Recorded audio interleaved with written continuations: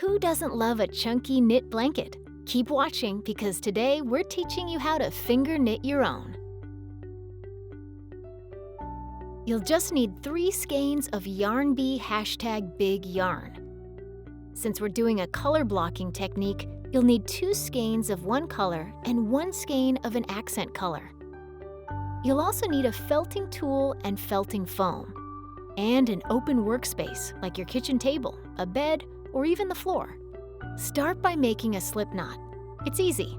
Create a twisted loop and then pull the yarn through the loop and secure the knot, just like this. Next, reach through the loop and grab the working yarn, then pull it through, creating another loop. These are chain stitches. For this tutorial, we're casting on a total of 16 chain stitches, but to make an adult-sized throw blanket, you'd cast on about 46. Here's a tip.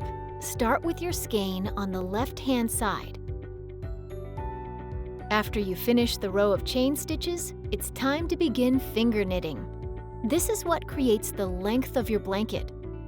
Pull the working yarn downward through the last chain stitch, creating a new row below. Repeat this into each chain stitch above, moving along the chain.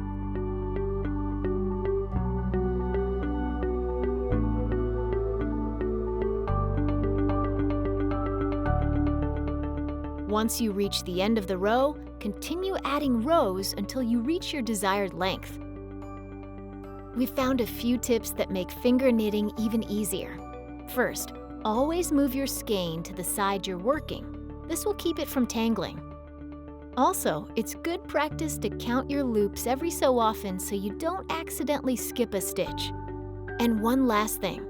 It's important that each stitch is about the same size so your blanket is nice and uniform. When you've reached the end of the yarn, or if you need to change colors, it's time to join a new skein.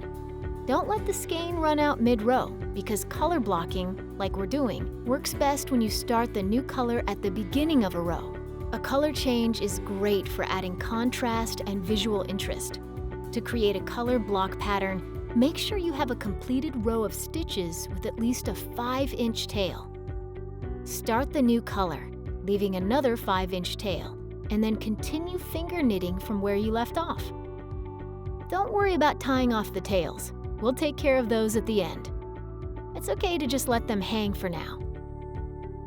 Continue finger knitting until the blanket is the length you want. By now, your blanket should feel pretty bulky. It's important to fold the length as you go and keep it on the flat work surface. You definitely don't want it to fall. It might rip the stitches out. When you reach your desired length, it's time to cast off. Cut the working yarn, leaving a tail. Cast the last loop you created and pull the loop next to it through that loop, leaving 1 loop instead of 2. Then keep moving down the row. Repeat this pattern of passing your stitches until you're left with 1 loop at the very end. When you've finished casting off, you'll need to go back and take care of the yarn tails. For most yarns, you could just tie a knot, but because this yarn has loose fibers, we're going to felt it. Felting creates a smooth join, which blends into the finished blanket. Felting is pretty simple. Overlap the ends of the yarn on the foam. With the felting tool, gently pierce the yarn in a straight up and down motion, like this. You'll felt all the tails into an existing stitch and the last loop of the last row.